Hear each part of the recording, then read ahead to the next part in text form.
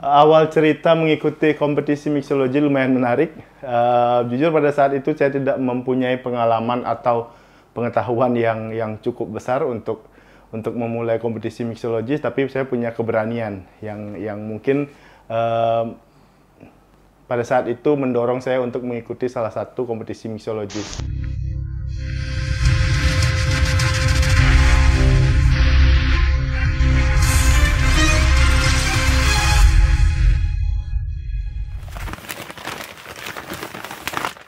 Here we go! Kali ini kita bersama Iputu Aris Sanjaya Putra, seorang anak muda yang berasal dari desa Sidetape, Kecamatan Banjar, Beleleng, yang berhasil mengukir namanya menjadi orang Indonesia pertama yang menjuarai Diageo World Class 2024. Kompetisi bartender terbesar di dunia yang berlangsung di Shanghai, China pada September 2024. Welcome to IKTP.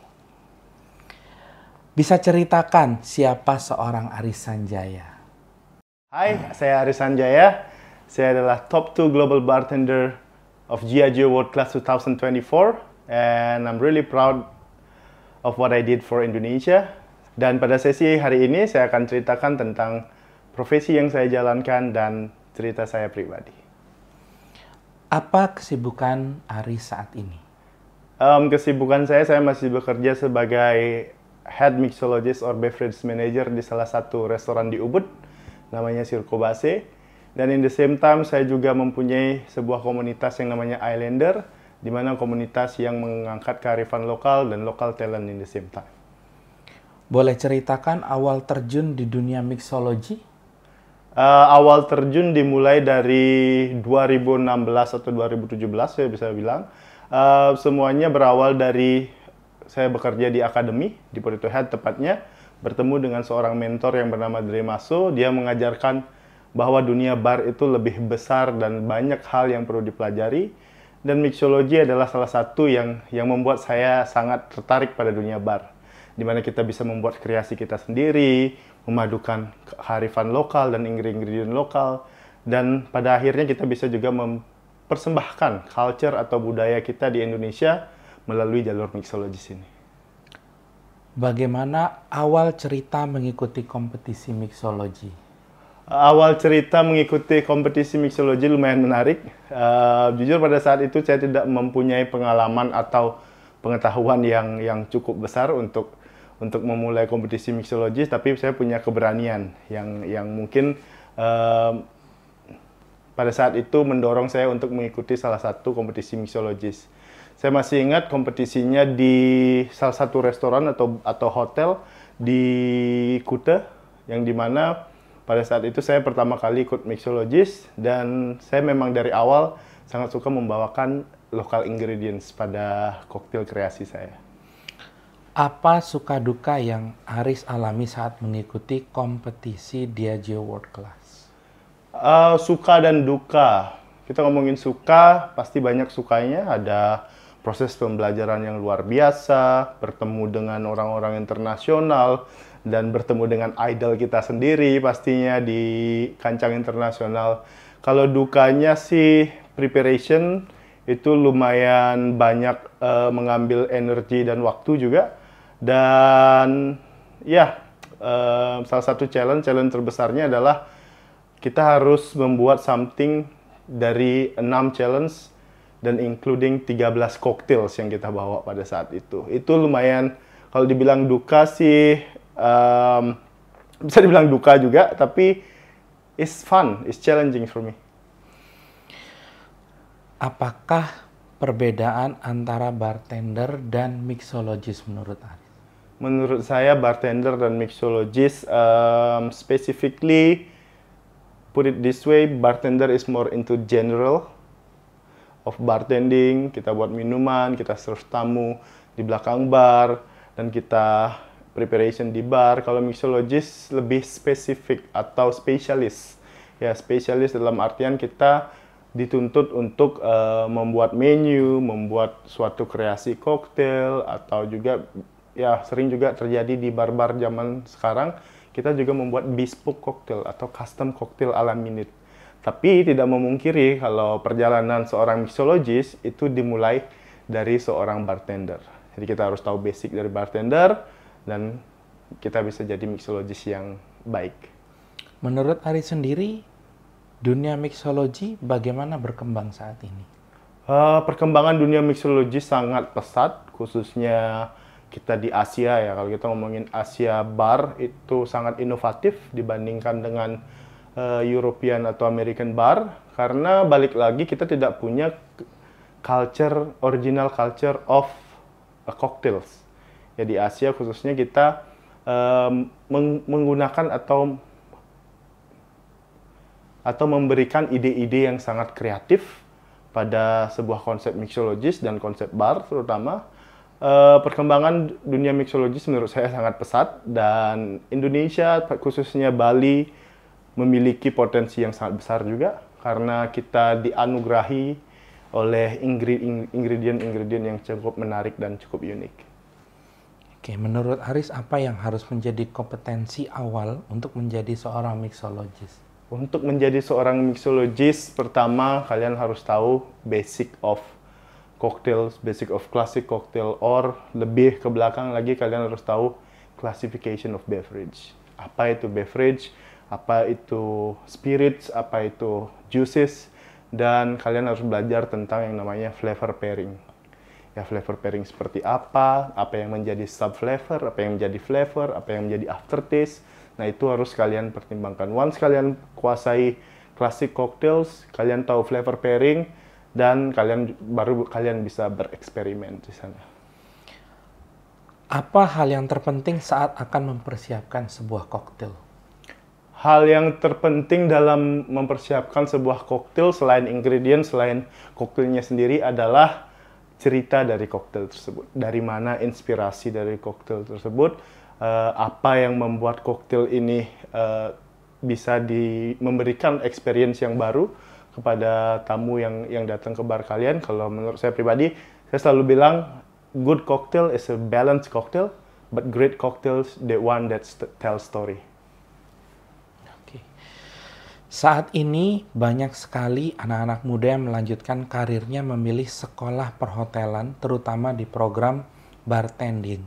Menurut Aris, apakah ada kolerasi anak yang memilih jurusan atau program bartender mendapatkan training atau program on the job training di hotel berbintang 5 dan diposisikan sebagai waiter atau waitress di sebuah restoran? Sebenarnya ini adalah salah satu langkah positif ya bisa dibilang ya. Karena kenapa? Karena being a bartender is not about making a drinks, it's not only about making a bisa dibilang ya. It's not all about making a drinks. Sometimes kita harus juga do it a service, sometimes kita harus ngobrol sama customer. Nah, kalau kalian mempunyai kesempatan untuk belajar di service atau di waiter, nah, itu adalah kesempatan yang sangat bagus karena itu akan menjadi add-ons di skills yang kalian punya. Once kalian ready to be behind the bar, jadi kalian punya skill tambahan yang kalian bisa aplikasikan. Apa yang harus dipersiapkan pada saat akan mengikuti kompetisi mixology? Sesuatu yang harus disiapkan pada saat mengikuti kompetisi mixologis adalah pertama, kalian harus punya konsep koktail kalian. Kedua, kalian harus punya skrip kalian, mau narasi koktail kalian seperti apa. Ketiga adalah yang paling penting, kesiapan mental dan fisik kalian juga. Karena kompetisi mixology, kalian dituntut untuk menjual konsep kalian kepada juri. Menurut Aris, apakah ada peralatan khusus yang harus dipersiapkan untuk menjadi seorang mixologist? Peralatan khusus sebenarnya adalah peralatan khusus sebagai mixologi? Menurut saya sih tidak ada peralatan yang spesifik khusus untuk menjadi mixologi ya. Yang paling penting adalah kalian punya willingness atau keberanian untuk mencoba ingredients sebanyak-banyaknya dan saving that flavor map in your brain, then you can use it one day to make a great cocktail.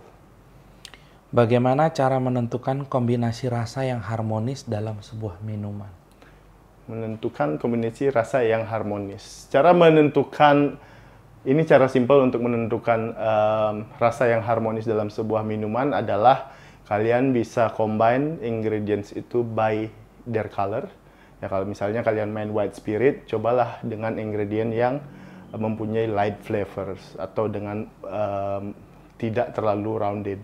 Kalau kita misalnya kalian mau main brown spirit, cobalah dengan flavor yang lebih kompleks seperti spices, stone fruits, atau misalnya apalagi ya, stone fruits, spices, dan ya ingredient yang lebih kompleks daripada si white spirit tersebut. Oke. Sudah berapa minuman yang Aris telah ciptakan selama ini? That's tough. More than 100 I think. Ya, karena sebelum saya kerja di Ubud, saya juga kerja di Vietnam. Jadi di Vietnam itu saya pegang korporasi sebagai head mixologist, dan kita memiliki 6 konsep restoran dan bar pada saat itu, dan semua menunya berbeda-beda. Jadi setiap menu yang saya create pasti menceritakan atau mempresentasikan konsep dari restoran tersebut. Oke. Apa tantangan terbesar saat menciptakan kreasi minuman tersebut? Tantangan terbesar adalah, sebenarnya tantangan terbesar kalau kita membuat kreasi minuman adalah diri sendiri sebenarnya. Our ego, we fighting with our ego sebenarnya.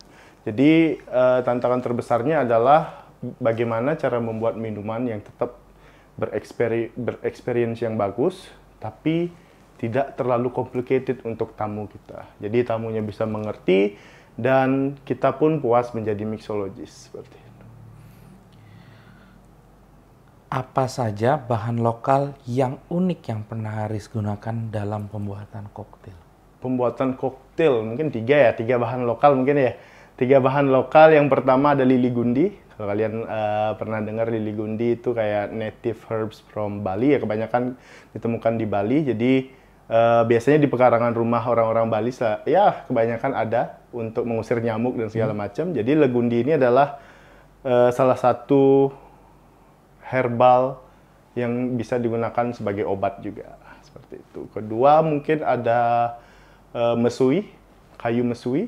Ini adalah salah satu kayu yang saya pribadi sangat suka menggunakan dalam pembuatan koktail karena aromanya yang sangat kuat dan karakter yang sangat khas dari kayu mesui ini sangat cocok dibuat untuk koktail-koktail yang bersifat spirit forward. Dan terakhir saya baru ngulik juga seminggu yang lalu, yaitu tua. Tua salah satu ingredients yang mungkin dijauhi oleh mixologist atau bartender, tapi saya masih mendevelop bagaimana caranya menyajikan tua dengan dan bisa diterima oleh palet internasional seperti itu. Bagaimana cara Aris menilai koktail dari mixologist lain? Bagaimana saya menilai koktail dari mixologist lain adalah pertama pasti dari ingredients-nya, dari nama cocktails, nama koktail dan ingredients, dan terus dari taste-nya. Taste, apakah koktail ini memiliki taste yang sangat unik, apakah koktail ini cukup original, dan apakah koktail ini mempunyai balance yang sangat bagus dan cerita yang sangat bagus juga. Bagaimana pandangan Aris terhadap penggunaan teknologi, misalnya molekular gastronomi di dalam dunia mixologi modern? Penggunaan molekular gastronomi dalam dunia modern. Penggunaan gastronomi molekuler di dalam mixologi modern sebenarnya adalah salah satu teknik yang lumayan bagus. Kenapa? Karena kita bisa mendevelop kreasi-kreasi yang baru, tapi dalam kutipan kita harus mempunyai reason yang tepat untuk menggunakan molekuler mixologi tersebut. Boleh nggak berbagi tips dan trik untuk anak-anak yang akan terjun ke dunia F&B, terutama bartending? Oke, terutama bartending. Oke, untuk kalian yang mau jadi bartender, one day, remember that this job is not easy, but if you have patience, kalau kalian punya patience, it's good thing to start with patience, tapi konsistensi lah yang akan membawa kalian sampai ke tujuan kalian. If you want to be a bartender, it's not the apa ya bisa bilang. Kalau kalian mau jadi bartender, jangan jadi bartender yang cuman keren saja, tapi jadilah bartender yang benar-benar kompeten dan mempunyai mimpi yang besar juga. Pertanyaan terakhir nih, apa harapan Aris pada dunia bartending dan mixology? Harapan, terutama di Indonesia ya berarti ya? Terutama di Indonesia. Ya, terutama di Indonesia, spesially di Bali deh. Oke, harapan saya tentang dunia mixology dan bartending di Bali, khususnya karena Bali kan kota pariwisata ya, bisa dibilang ya, kota pariwisata, supaya kita bisa sebagai talent atau sebagai local mixologist, sebagai bartender, kita bisa diwadahi atau diberikan tempat mungkin untuk kita bisa berpeluang untuk membuka bisnis kita sendiri one day.